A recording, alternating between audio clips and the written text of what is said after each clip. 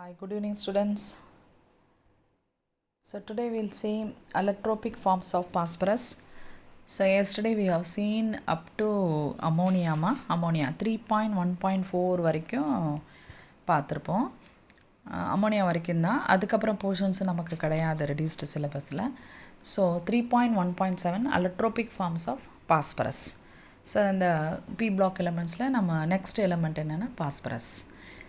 Phosphorus படிக்கும்போது நீங்கள் வந்து பாஸ்பரஸோட சிம்பிள் என்ன உங்களுக்கு தெரியும்? P is the symbol. allotropic forms of phosphorus, directly it is given allotropes. Allotropesனா என்ன? Allotropes the same element, they have same chemical properties but they have different physical properties, that is the structure, color, boiling point, melting point, இந்த மாதிரி எல்லாமே vary ஆகும். But they have same chemical properties but different physical properties.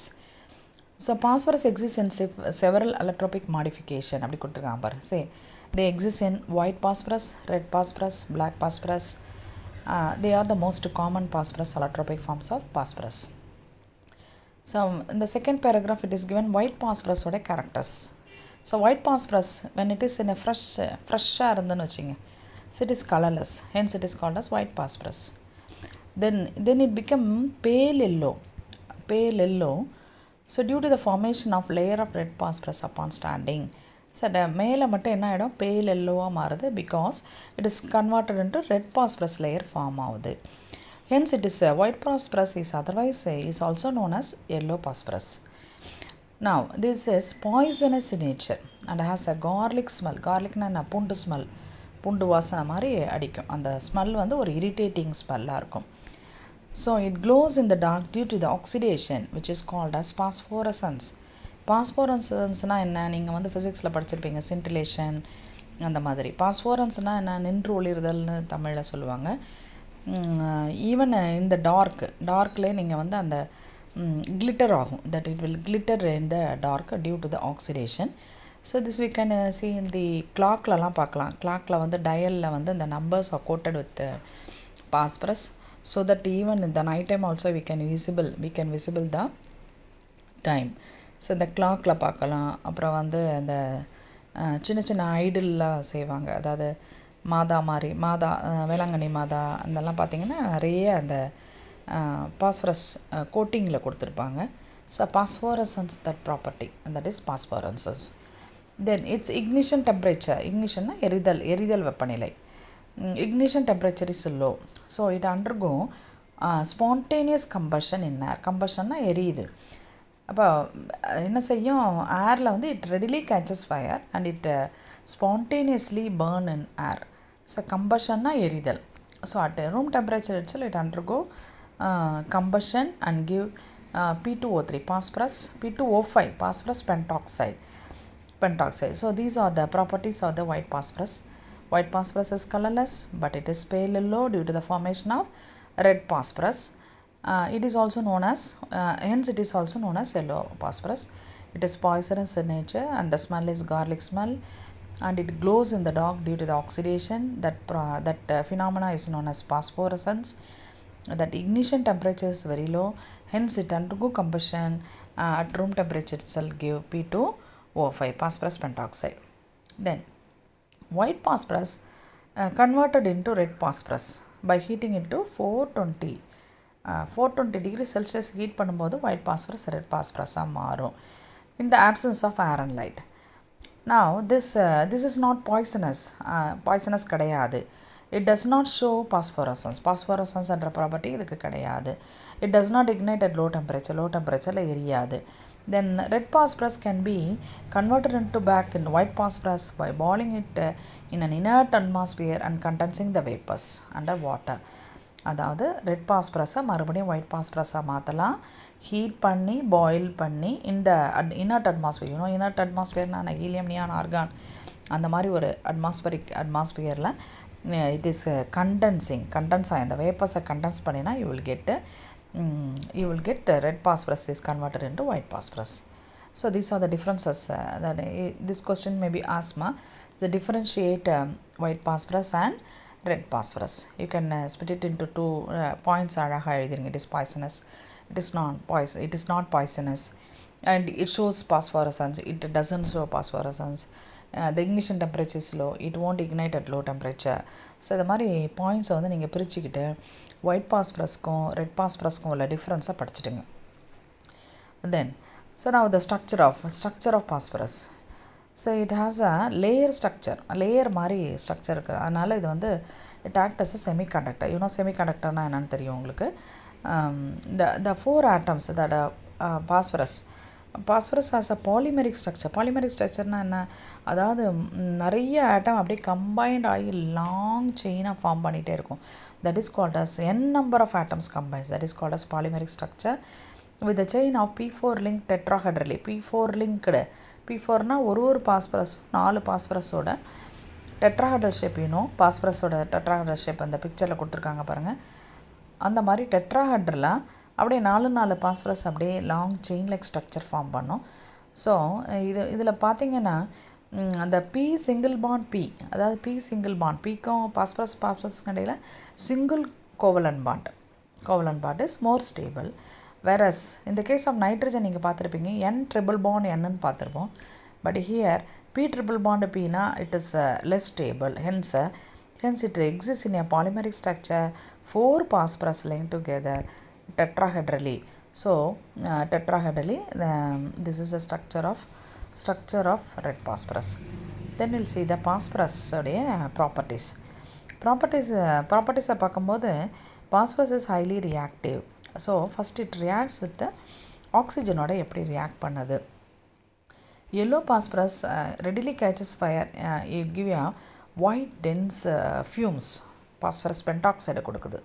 Red பாஸ்பரஸும் ஆக்சிஜனோட heat பண்ணி phosphorus trioxide or phosphorus pentoxide ரெண்டையுமே கொடுக்குது. Phosphorus trioxide and phosphorus pentoxide formula P2O5, trioxide formula P2O3.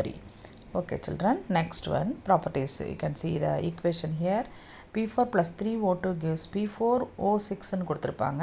You can simplify this. P4O6 எழுதலாம் அல்லது P2O3 எழுதலாம். Similarly, phosphorus pentoxideக்கு P4O10 or P2O5. So this is the reaction with the oxygen. Then reaction with the chlorine. Chlorine reaction அதே மாதிரி phosphorus trichloride, phosphorus pentachloride, PCl3 and PCl5. Then next one, reaction with alkali. Alkali sodium hydroxide. Sodium hydroxide ஓட react பண்ணும்போது it liberate phosphine gas. pH3 போட்டு upward arrowhead போட்டிருக்காங்க பாருங்க, that is phosphine.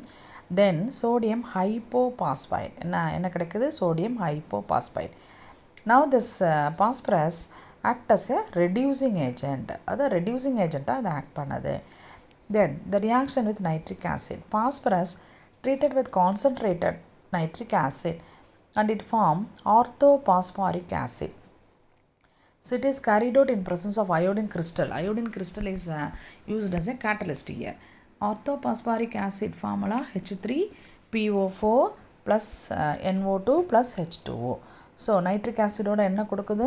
orthophosphoric acid. Similarly, phosphorus reacts with metals ஓட react பண்ணுது. sodium, potassium, magnesium, calcium அந்த மாதிரி react பண்ணி it give phosphide. எந்த கொடுக்குது? phosphide. Look at the formula. PHOS, PHI, DES, phosphides.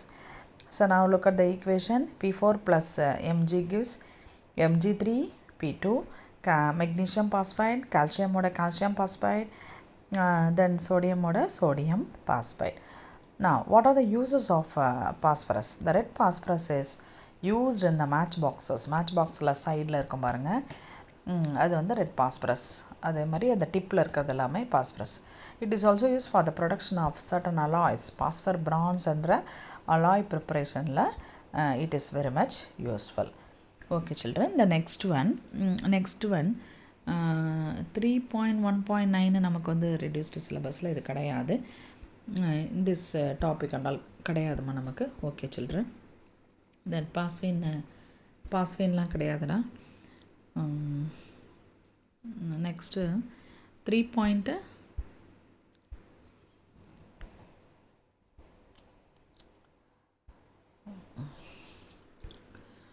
Next is 3.2, that is oxygen. Next topic is 3.2 oxygen. So oxygen உங்களுக்கு தெரியும். Oxygen is dioxygen, that is diatomic molecule O2. So வாட்டர்லேயும் atmospheric ஏர்லேயும் ஆக்சிஜனோட percentage கொடுத்துருக்காங்க பாருங்கள். Atmospheric ஏரில் வந்து 23%, water contain 83% by mass of oxygen respectively. Then இண்டஸ்ட்ரியில் ஆக்சிஜன் எப்படி வந்து நம்ம இண்டஸ்ட்ரியில் ப்ரிப்பேர் பண்ணுறது அப்படின்னா from the liquefied air fractional distillation. இந்த லெபார்ட்ரி ஆக்சிஜன் எப்படி லெபார்ட்ரியில் ப்ரிப்பேர் பண்ணலாம் அப்படின்னா decomposition of hydrogen peroxide. Hydrogen peroxide formula H2O2. இது decompose ஆச்சுன்னா H2O plus O2 in presence of a catalyst manganese dioxide. MnO2 என்ன manganese dioxide. ஸோ அப்போ நமக்கு என்ன கிடைக்கும் அப்படின்னா பொட்டாசியம் பர்மாங்கனேட் வச்சு கூட ஹைட்ரஜன் பெராக்சைடில் நம்ம ஆக்சிடேஷன் பண்ணலாம். you will get oxygen. So this is a laboratory method of preparation of oxygen. Then some other example is also given. Thermal decomposition of some metallic oxides or oxoanion give oxygen oxide. The first one mercurous oxide HgO, Hg plus O2. Barium peroxide BaO2, BaO plus O2. Then potassium chlorate KClO3, that is KCl plus 3O2. Then KNO3, you will get potassium nitrate, give potassium nitrite, KNO2 plus O2. Any one of the method you can learn, children. Okay, then properties. And you know that oxygen is a diatomic molecule. It exists as a diatomic gas. Now this oxygen is paramagnetic. You know paramagnetic, diamagnetic லாம் படிச்சிருக்கோம். Paramagnetic means there is existence of unpaired electron, hence it is paramagnetic in nature.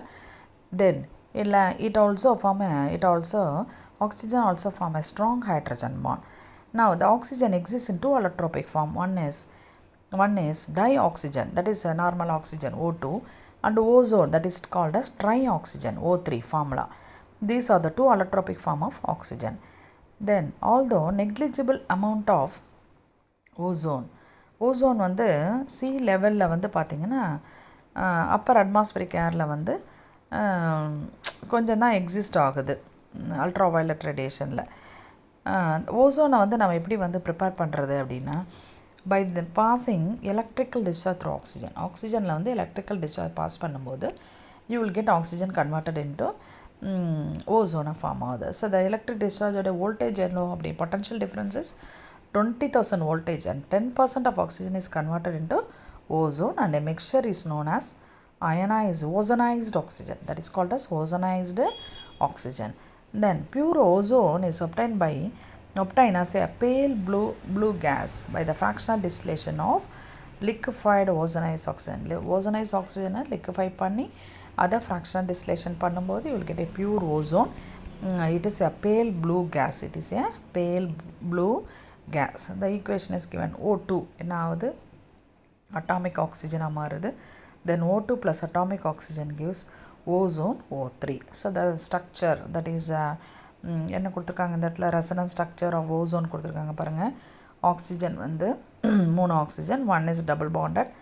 Here there is a change in the structure. The positive and negative and மாறி இருக்குது. So this structure is known as the resonance structure or canonical structure of ozone molecule. Okay children, learn the properties. Then how can you convert oxygen into ozone, then what give the structure of ozone molecule. Okay children, the next one the chemical properties.